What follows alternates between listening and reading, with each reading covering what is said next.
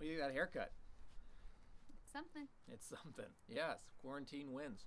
Hey, friends, thanks so much for checking out our family chat. That's what we like to call these things. Our last one was right when we celebrated 3 months, and now we're celebrating 6 months. So it's fantastic. Thanks for joining us online. We wish we could be together and giving hugs, but things have changed.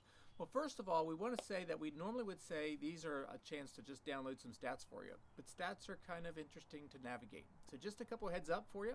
Our viewership online has been increasing. That is fantastic. Giving has been solid.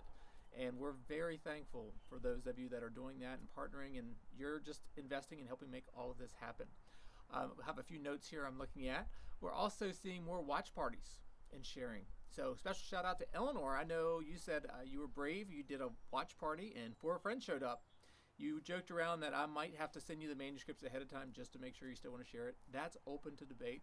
But some of you, we just love the fact that you're doing that. Nancy, I know you created an entire group watch, so we don't have time to mention what everybody's doing, but just thank you for those efforts to making sure people are aware of what we're doing and how we're doing that. And that's my first section, right? Yeah. So part of how we look at engagement is not just who's coming and who's helping partner with the work we're trying to do here, but also who's connecting in meaningful ways. And so for us right now, that's where some of our challenges as a church are coming in. Our group participation is down. We have 3 groups we're doing right now. We have the Tuesday night group, which does a little bit of a deep dive into what we talk about on Sundays. There's a Thursday morning group with a fantastic group of women that I get together with each week. And then we also have our Thursday on-night prayer gathering opportunity. And we know people are Zoomed out and things like that, but it actually could be the best Zoom meeting of your week if you were willing to give it a try.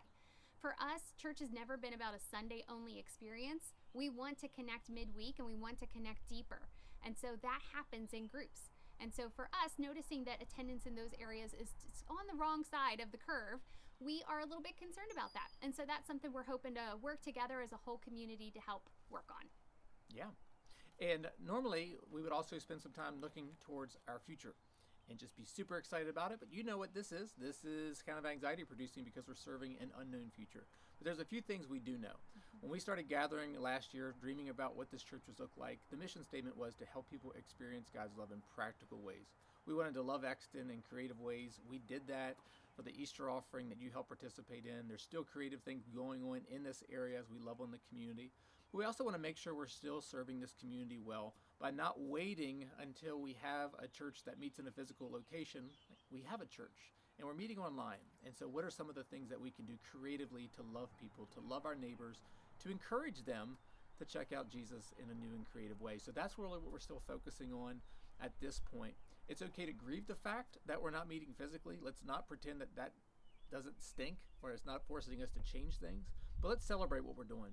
One thing practically that I'd like to see folks doing is just get more engaged in the chats, because we know some of you are out there watching. But the analogy I say is if you go into a physical church, you wouldn't kind of walk in like this and sit down and kind of isolate yourself and then put blinders on and walk back out. And so if you would, just say hello, even if it just feels a little strange. We're trying to do fun, creative questions in the beginning, but the more folks that you see faces, it's just better. So be a part of that. Yeah. It has never been easier to invite someone to church, and people have never had less options than to actually attend. And so we would just love to be able to take advantage of that and get to meet some of the people you're already connecting with. And so, yeah, if you're on social media and you happen to watch what we have going on Sundays through Facebook, a watch party and communicating in that chat is a great option. If you happen to watch through the website, there's an opportunity to invite friends there too. If Sunday mornings aren't your thing, that's okay. It's available on the website for the rest of the week. You can still gather people and watch it together over Zoom, just on speakerphone, lots of different options. And so we would just encourage you to think about who you could be inviting to our community, because we would love to get to know them. Similarly, though, church has never been just about a Sunday experience. And so we talked about those groups earlier in this little update, but if there's a different kind of group that you're looking for, if this whole thing has just brought up some questions for you that you're like, I don't even know if I can ask this out loud, you absolutely can.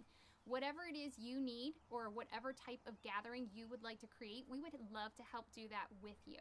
And so let us partner with you.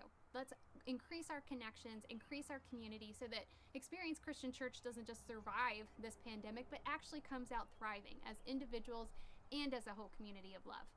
If you could think about Experience Christian Church as an online-only church for the foreseeable future, because it just is going to be, surely for the red zone and honestly also for the yellow zone, then what would you do differently? If we were going to try to make this church the most Jesus-loving, people-connected church in this area, what would you do? How could you help make that happen? We want to do that together. Thanks, guys.